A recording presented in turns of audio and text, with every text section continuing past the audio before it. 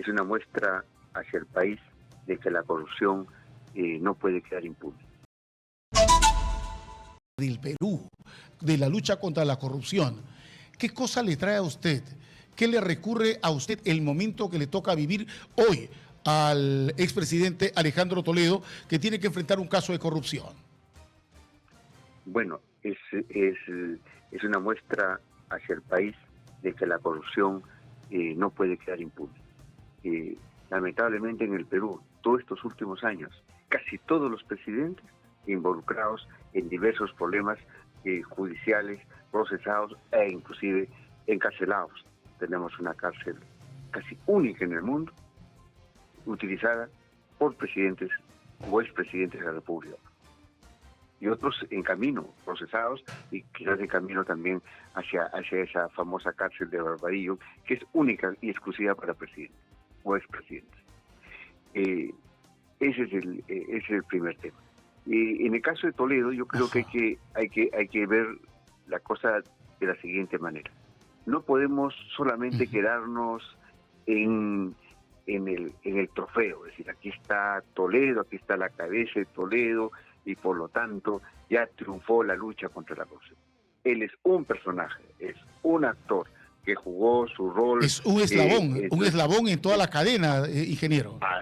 Así es. Hay que recordar que desde el gobierno de Toledo se empieza a construir todo un sistema de corrupción. Está Olmos, está la Interoceánica, los dos primeros proyectos que juegan como especie de rediseño de cómo la corrupción empieza a operar en el Perú. Porque la Interoceánica cruza 3 gobiernos. Toledo, es García y es Humala. Comienza con un proyecto de 800 millones de dólares, aprobado así en el contrato, y concluye en 4.500 millones de dólares.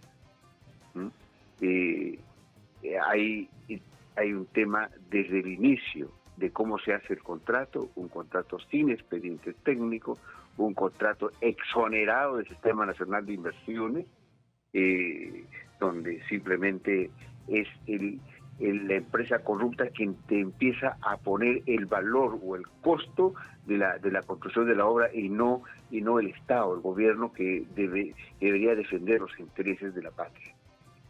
Un contrato que te genera todo un sistema de financiamiento y apalancamiento de dinero y de utilización de los recursos propios del Estado y no del inversionista, y que en el fondo no corre en absoluto ningún tipo de riesgo, porque se diseña un modelo de ingresos garantizados sin ningún tipo de posibilidad de riesgo.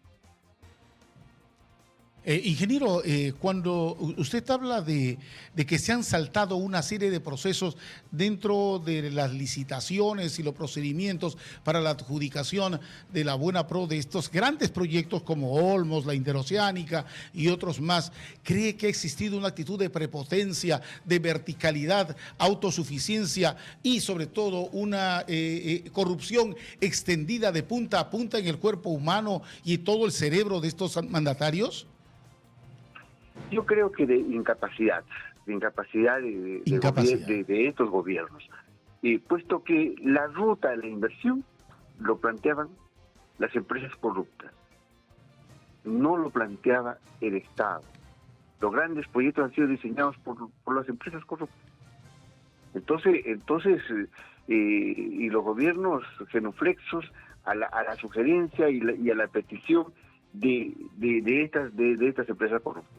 Es el empoderamiento del interés privado perverso sobre los intereses de la nación.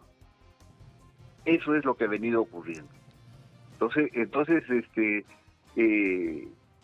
a veces decimos empoderamiento ¿de quién? ¿De los gobernantes? No, es el empoderamiento de la corrupción. Por ejemplo, viene Marcelo Odebrecht en septiembre de 2008. ¿Sí? Bueno, podemos decir, ¿qué tiene que ver septiembre de 2008 con el caso de Toledo? Ya dejó de ser gobierno. No. viene a exigir que en octubre de 2008, o sea, un mes después, en el Congreso se saque un informe brindando a Odebrecht, indicando que la interoceánica es el mejor proyecto y que debería ser replicado en otros lugares del Perú. Para que en diciembre de ese mismo año saliera una ley de ampliación presupuestal para la interoceánica. Entonces, ¿quién se diseña las políticas? Ha tenido que venir Marcelo Odebrecht, conversar con el presidente de la República y ver esas sucesivas acciones que se dieron en el país. Ingeniero Pari, habrá que esperar qué es lo que sucede después de lo que hoy va a acontecer con Toledo ya en prisión, presto a dar respuesta y quizás a soltar muchos elementos más que van a ir armando este rompecabezas de la corrupción en torno a la figura de Odebrecht y la interoceánica, de Olmos y otras obras de gran envergadura que se han desarrollado en el país. Ingeniero Juan Pari, muchas gracias por habernos permitido estos minutos conversar con usted. Muchísimas gracias.